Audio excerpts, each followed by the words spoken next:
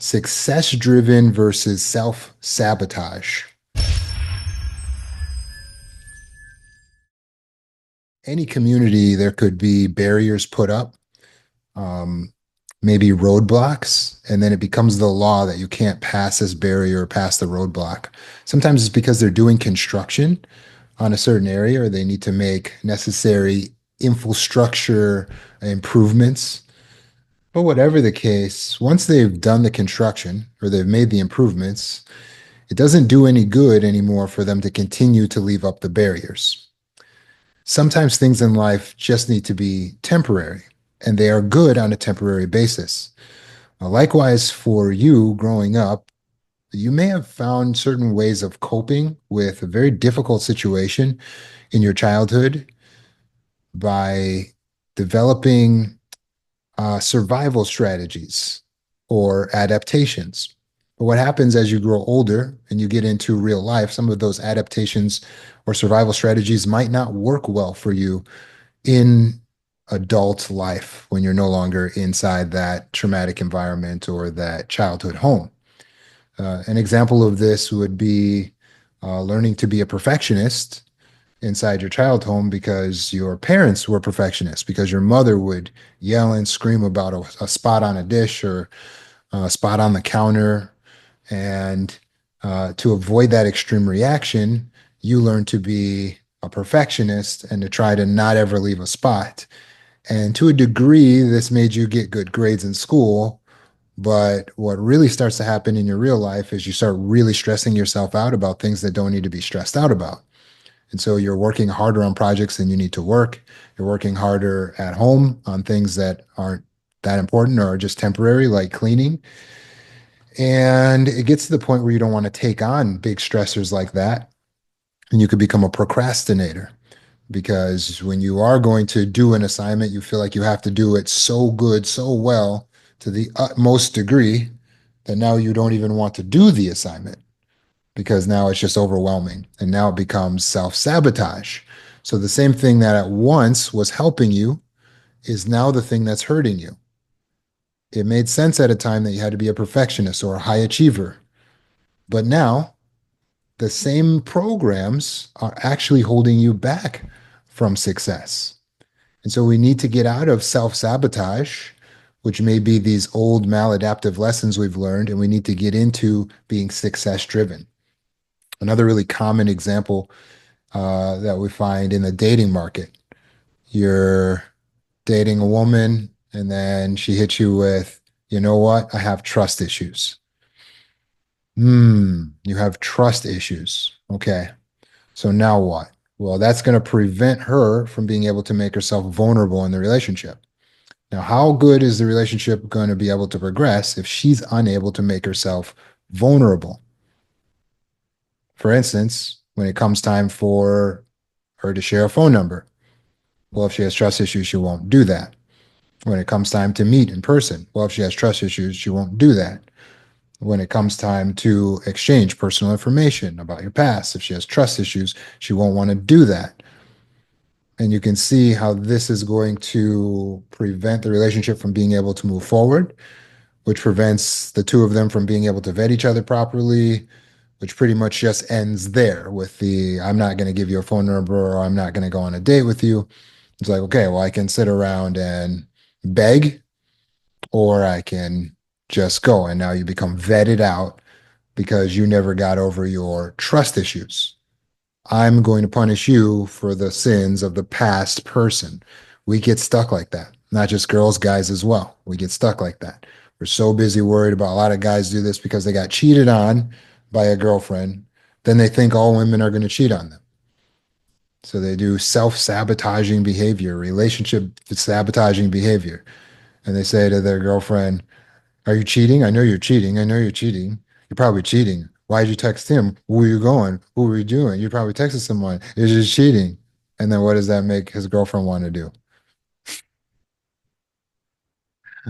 It doesn't make her want to be loyal or want to stay in the relationship. It's not helpful. So sometimes we are sabotaging ourselves with things that we developed as a survival mechanism to keep us safe. But really, it's just that we don't know how to make ourselves feel safe. It's always coming down to being led by the emotions. If you continue to allow yourself to be led by your emotions, you're going to continue to sabotage yourself. For instance, there's fear of the unknown. That's going to cause you to sabotage yourself. There's the emotion or the feeling of, I don't deserve, I have low self-worth, I'm in shame because you were criticized or neglected or abused. You feel unworthy of happiness, and that could be a reason why you're sabotaging. There's fear of abandonment. Again, it's a fear, an emotion. As a result, if people get too close, you push them away. So you say, well, if people get too close, then I feel like I'm going to be hurt. It's a maladaptive program. Or people always leave, so I'll leave first. Maladaptive program. You are making it so you cannot have successful relationships. For some people, they just have a fear of success, survivor's guilt, success guilt. So they want to stay in their comfort zone. They may have maladaptive ideas about success, like rich people are evil, or if I have success, then I'm guilty or I'm evil. They may feel like it's a betrayal because they were raised in poverty or dysfunction or a struggling family. So they feel like they're somehow betraying their roots or their community or their people by doing too well for themselves. And so they unconsciously sabotage their own growth in order to stay aligned with the old identity. Yeah, if I have something, people will just try to take it. People will be jealous. I don't want to make people feel bad. So you see how you're sabotaging your own success. A fear of success will lead you to, well, self-fulfilling prophecy. You won't get the success. And sometimes we have subconscious patterns or trauma conditioning, such as if you grew up in a home that was inconsistent or conditional or painful, then you associate love with suffering. So you think that when somebody starts being loving toward you, you think that that means that you're going to suffer as a result.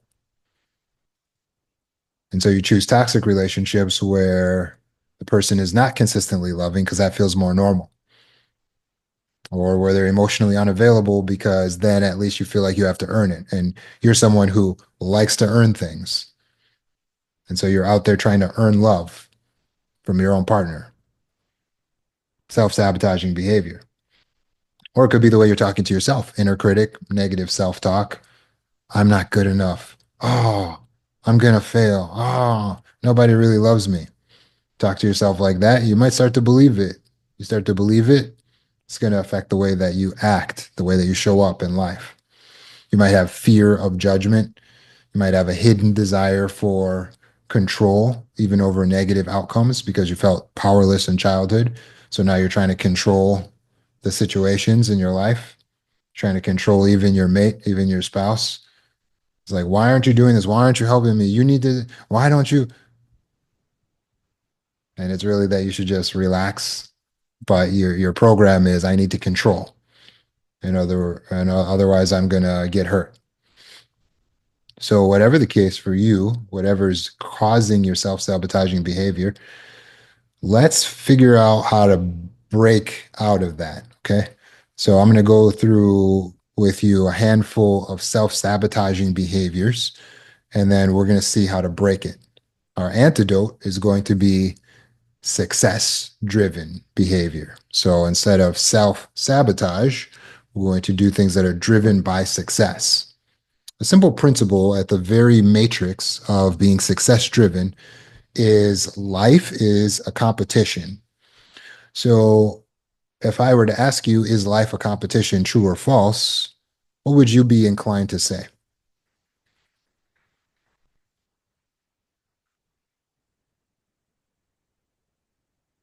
Most of us are inclined to say, well, no, it shouldn't be that way. And you'd be correct that it shouldn't be that way. But the question is not what should life be like? The question is, what is life like? What is the actual experience of living life right now, right here in this world, in this system? What is life like? And what you will find is that life actually is in many ways a competition, even though we don't prefer it to be that way. Even though we're not the ones who made it competitive, we're just born into the system. And so, what do we have that's causing this competitive nature? Well, if you're playing a sport and then somebody comes along to play that sport with you, but they're not relaxed and they turn up the heat on the sport, then if you want to continue playing, then you have to like rise up to the occasion of the heat that they're turning up on the sport.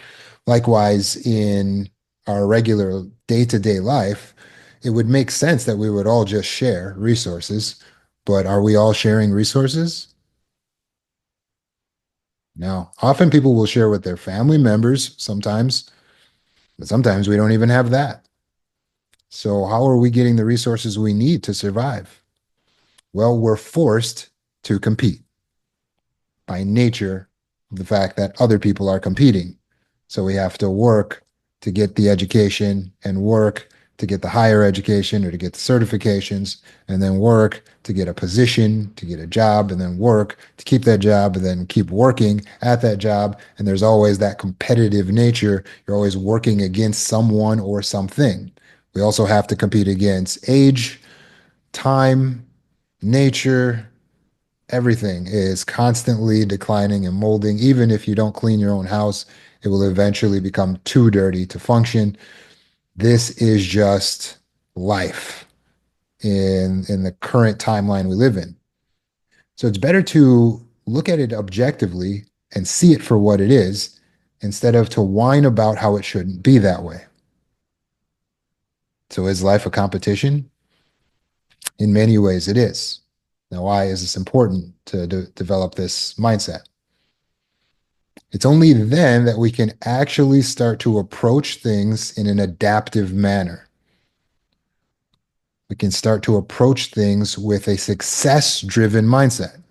You see, when you don't believe that life is a competition, why would you care about being success driven? There's no competition. But when you realize that it is a competition out here, then you start thinking more in terms of, okay, how can I win? And that is the question you should be asking yourself is how can I win? Because that is what will help you to be more resilient and less traumatized is how can I win? Because you will ask yourself, is this going to help me to win? And when you realize it doesn't help you to win, you realize it's a maladaptive response and you're going to get rid of it.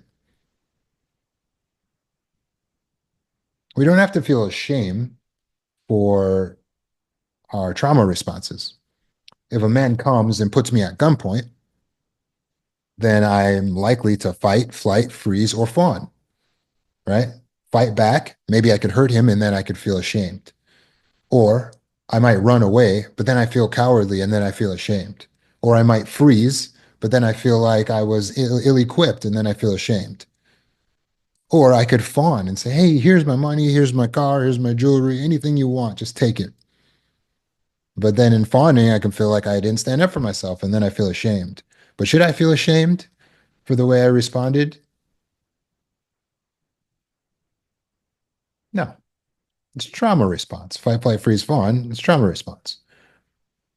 But what I need to do after I'm out of that situation is I got to click back into life is a competition and I want to win.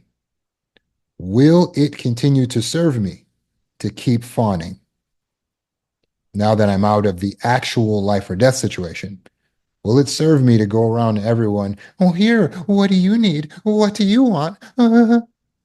People pleasing, putting on a mask, smiling when I'm not. Is it going to serve me? Am I going to, is that going to help me to win? No. Is it going to help me to win to keep being in flight mode and being scared all the time? No. Is it going to help me to freeze and not take action and just wait for everything to blow over in my life? No. Is it going to help me to fight everybody all the time when I feel triggered? No. No.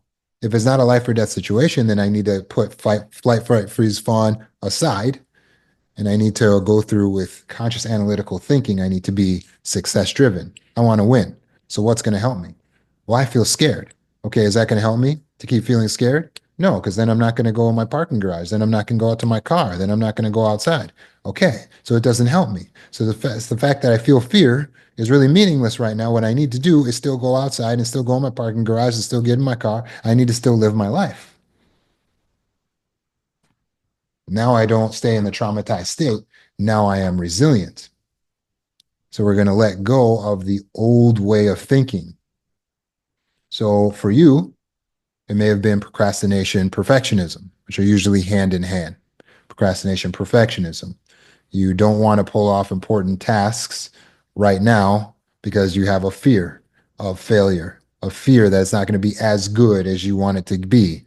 The perfectionism is setting these impossible standards or these extremely high standards. So now you don't even want to start. It leads to avoidance. It leads to burnout. So you do it and you burn yourself out because you're not going to get the accolades that it deserves. And then you don't do it and then you're a procrastinator, self-sabotaging behavior. So what's success-driven mindset when it comes to procrastination, perfectionism? Success-driven mindset says, hey, I need to conserve energy, so let me only give 85% to every task, 85, 90%. Why? Because C's get degrees. I'm going to be able to go through and get whatever I need done. And I'll be more efficient if I stop trying to get it done to perfection. I'll be more efficient if I stop trying to get it done to perfection. In fact, perfection doesn't exist. Done is better than perfect. I'm success driven. I want to win. If I want to win, then I don't need to spend all day in the grocery store trying not to forget anything. It's better just to go through and get 90% of the things. I don't need to spend all day scrubbing the tile over my stove. Because if I'm success driven, I remember that the stove tile is going to get dirty again in a week anyway. Let's just clean it to about 90% and move on. If I'm success driven, then I don't feel like I can't start this project right now because it's really got to be perfect when I hand it in. It's got to be the best project. It's got to blow everyone away.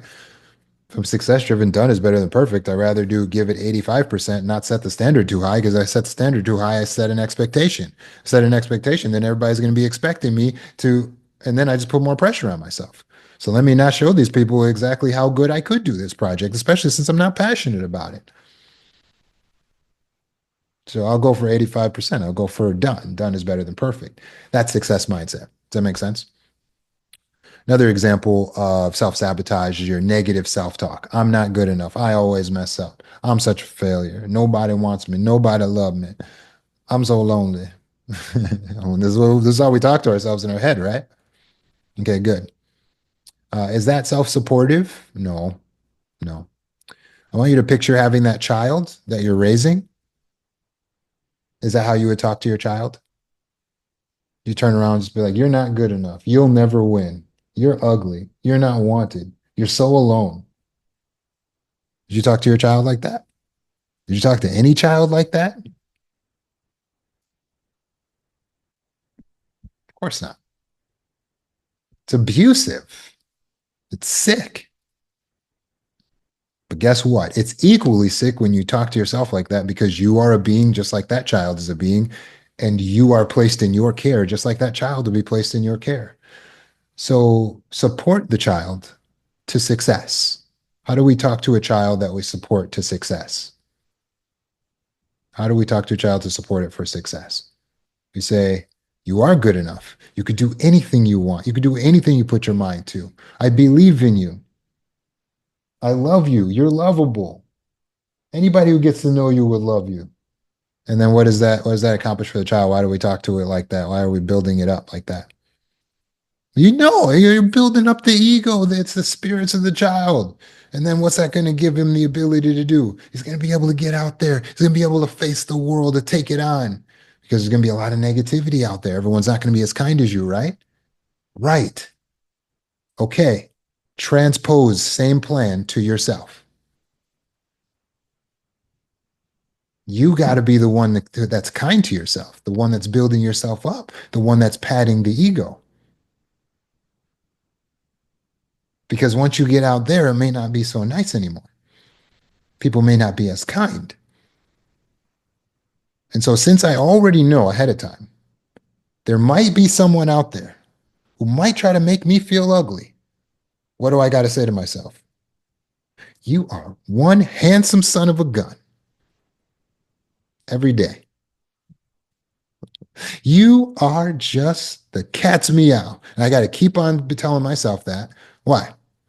Because when I get out there, someone else might be like, hey, look at Rome and that guy's ugly. And I got to make sure that doesn't hurt me. Why? Because I want to win.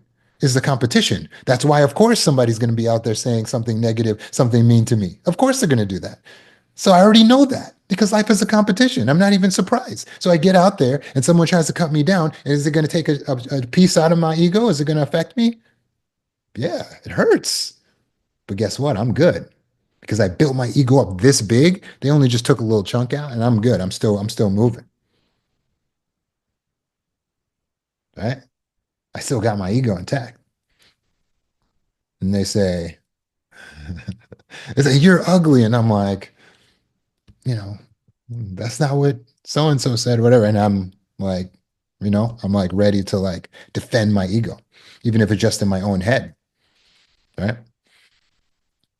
This is the benefits of doing your personal work, which is speaking to yourself kindly. When should we do it? On Wednesdays or Thursdays? All the time. We got to talk to ourselves kindly, build ourselves up all the time, just like we would do with the child. Is it okay to occasionally tear yourself down? No. Is it okay to occasionally tear a child down? I don't tear the child down that much, just about once a month. No, you don't ever tear a child down. If you have a legitimate criticism, then you sit down and you talk to the child with a legitimate criticism in a way that's going to be constructive so he can learn, right? Isn't that how you talk to a child? You sit down and you say, hey, let me talk to you about something. You're doing a good here and here, but there is a concern here, and here's why this is important. And here's what you need to do. That's how you would talk to a child. That's how you should talk to yourself when you have a criticism for yourself. Making sense? Awesome. So that's the success driven mentality. So, what about if we have a fear of success? You sabotage your own progress because success feels unfamiliar, it feels unsafe. What would be the success driven mindset? And I want to win mindset. Well, we would tell ourselves, I have to train myself to love the idea of success. And so, a good way to do this is to have a visualization time every night, right before you drift off to sleep. Just take 2, 3 minutes and just close your eyes and envision your version of success, whatever that may be. Envision yourself there, envision how it would be, envision who's there with you and what you're doing and how it's all going to work out for you. Why? Because you need to train your brain to crave it, to seek it, to be in love with the idea of success. Some of you are right here on this call right now, and you are not in love with the idea of success. You've spent so much time dreaming about how it could all go wrong and how we could all fail and how it wouldn't be worth it anyway, that you haven't fallen in love with success, and so therefore you're not drawn to it.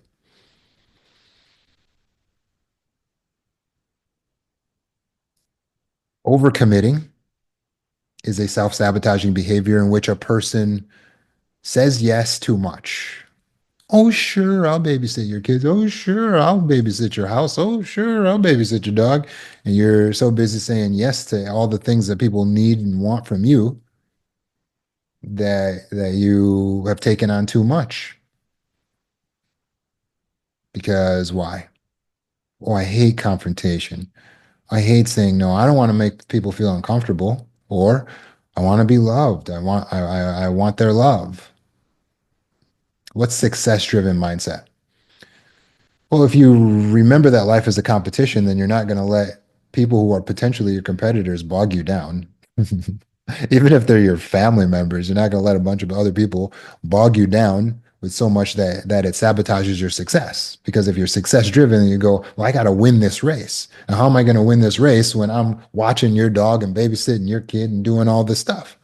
It's not my dog and it's not my kid. So no. Wow. Is that selfish? Is that selfish to saying no to people when they need your help? Hmm. Is that selfish? Hmm. No, it's not selfish. It's not selfish to care for yourself, to prioritize your needs, to maintain space in your schedule. That is not selfish. To be selfish means that we do things to the detriment of others to benefit ourselves. So we're trying to hurt them to benefit ourselves. That's selfish. To not care about how other people feel and what other people need. That's selfish. There is a difference between having a disregard, a disdain for other people, and just having a love for yourself as well as loving others. As a result, sometimes you will feel bad for having to say no because you're not a selfish person. So you will say, man, I feel really bad that I had to say no to helping them out with that. She wanted help moving, and I always felt like a good friend helps someone to move. But I said no. And I feel that was the right decision for me, but I feel bad. That's okay. That just means you're a good person. It means you care. It means you care. It's okay. You don't let that get out of control. Do your justifications list, write down 5 reasons why you're justified for taking that action, and then you'll be fine. But don't fear the guilt and say, oh, I'm afraid of being guilty, so I'm going to sabotage myself, hurt my own self. Be afraid of sabotaging and hurting yourself, not guilt, not an emotion. Be afraid of hurting yourself. We're here to win, right? So success mindset says, I'm not going to overcommit. I'm not going to undercommit either, where we avoid challenges out of fear of failure and judgment. Hey, maybe you could do the presentation. No, no, no. Hey, did you want to come with me to the? You're scared of everything. As a result, you retard your own growth. It's important to step up, to step into opportunities that will allow you to grow, to get outside of your comfort zone. So we don't want to undercommit to things and be avoidant. So success mindset is, sure, I would love to try something new. I would love to go somewhere different. It could be good for me. It could be good for me. I want to win. I want to succeed. A self-sabotaging behavior is staying with toxic people. You can see they're toxic. They don't respect your boundaries. That's how they're toxic. They're in some way not living up to your standards. They're in some way not respecting your boundaries. And then you just stay in the relationship anyway. That's self-sabotaging. Don't sabotage yourself. Be success driven. I want to win. I can't win with this, with my worst enemy right here having access to tear me down. So I'm going to step away from them, detach from what is toxic, and that is success mindset. Every successful person you've ever seen in your life does not keep all the same people around them that they had in the beginning. They actually detach very strategically. That's how they become very successful. They may keep some people around, and that's fine, but that just means that that person wasn't toxic to them. The person was in some way supportive or helpful. Speaking of help, another self-sabotaging behavior is to push help away. So people reach out to help you and you push them away when you really could need the advice or need the support. Maybe it's that you want to maintain control. Success mindset is, I'll take what I can get. I'll take the help. I'll take the advice. I appreciate it. And then finally, there's financial self-sabotage, which is where you overspend, undercharge, avoid financial growth in some way, shape, or form, buy things you don't need, and then go, oh, I don't know why I don't have enough money for, you know why you're having money problems, because you sabotage yourself financially. What's success-driven mindset? Money is a tool. It's an essential part of my strategy for success. That's success-driven mindset. So we're focusing on utilizing this tool as a key component, a strategy to our success, right? So we don't overspend on things we don't need. And we don't undercharge or forget to charge when we need the money. We ask for what we need and we keep what we have when we don't need to spend it. That's success mindset.